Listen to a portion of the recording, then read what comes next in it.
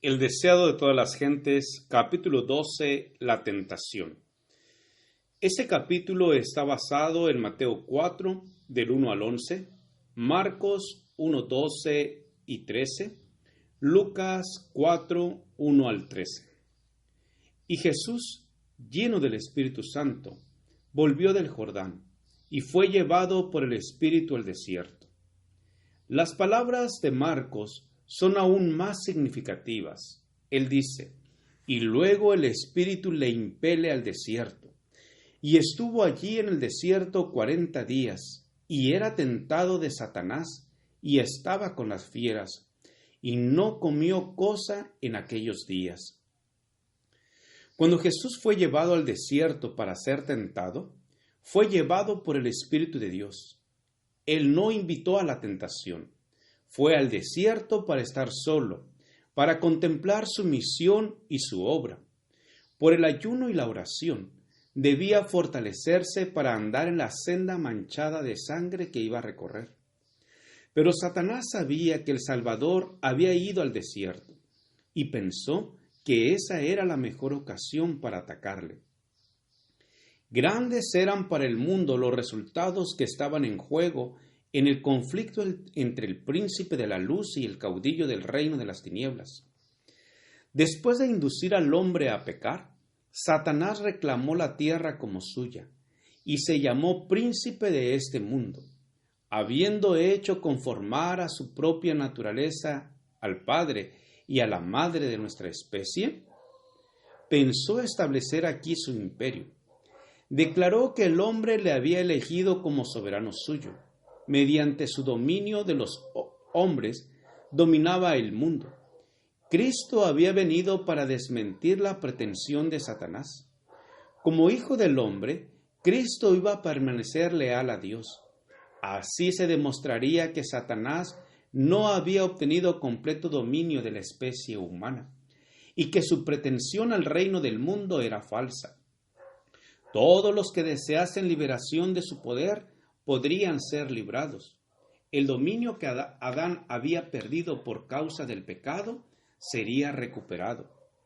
Desde el anuncio hecho a la serpiente en el Edén, y enemistad pondré entre ti y la mujer, y entre tu simiente y la simiente suya, Satanás sabía que no ejercía dominio absoluto sobre el mundo.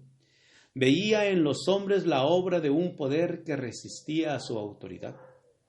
Con intenso interés, consideró los sacrificios ofrecidos por Adán y sus hijos. En esta ceremonia discernía el símbolo de la comunión entre la tierra y el cielo. Se dedicó a interceptar esta comunión. Representó falsamente a Dios, así como los ritos que señalaban al Salvador. Los hombres fueron inducidos a temer a Dios como a un ser que se deleitaba en la destrucción. Los sacrificios que debían revelar su amor eran ofrecidos únicamente para apaciguar su ira. Satanás excitaba las malas pasiones de los hombres a fin de asegurar su dominio sobre ellos. Cuando fue dada la palabra escrita de Dios, Satanás estudió las profecías del advenimiento del Salvador, de generación en generación. Trabajó para cegar a la gente acerca de esas profecías, a fin de que rechazase a Cristo en ocasión de su venida.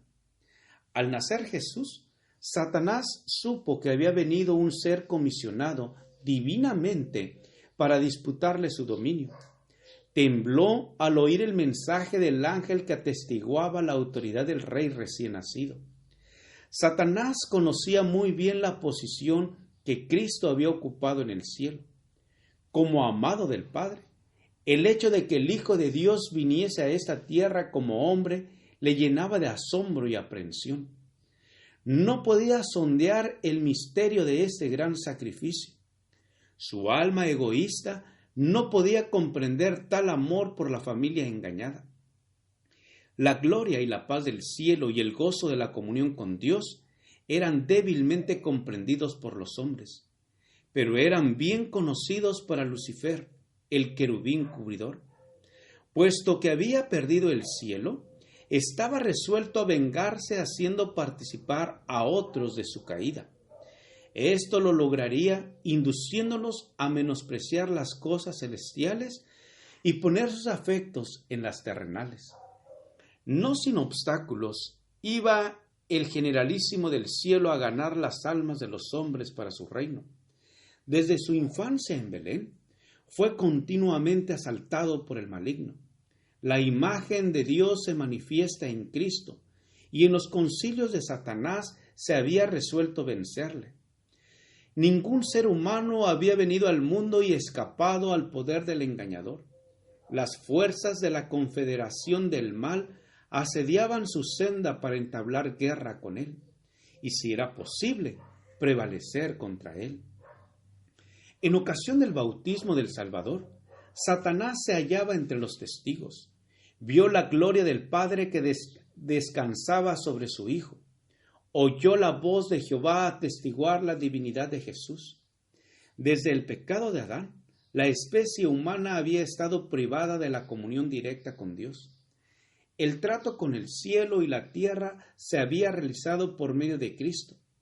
Pero ahora que Jesús había venido en semejanza de carne de pecado, el Padre mismo habló. Antes se había comunicado con la humanidad por medio de Cristo. Ahora se comunicaba con la humanidad en Cristo. Satanás había esperado que el aborrecimiento que Dios siente hacia el mal produjera una eterna separación entre el cielo y la tierra. Pero ahora era evidente que la relación entre Dios y el hombre había sido restaurada. Satanás vio que debía vencer o ser vencido. Los resultados del conflicto significaban demasiado para ser confiados a sus ángeles confederados. Debía dirigir personalmente la guerra. Todas las energías de la apostasía se unieron contra el Hijo de Dios. Cristo fue hecho el blanco de toda arma del infierno. Muchos consideran este conflicto entre Cristo y Satanás como si no tuviese importancia para su propia vida, y para ellos tiene poco interés. Pero esta controversia se repite en el dominio de todo corazón humano. Nunca sale uno de las filas del mal para entrar en el servicio de Dios sin arrostrar los asaltos de Satanás. Las seducciones que Cristo resistió son las mismas que nosotros encontramos tan difíciles de resistir.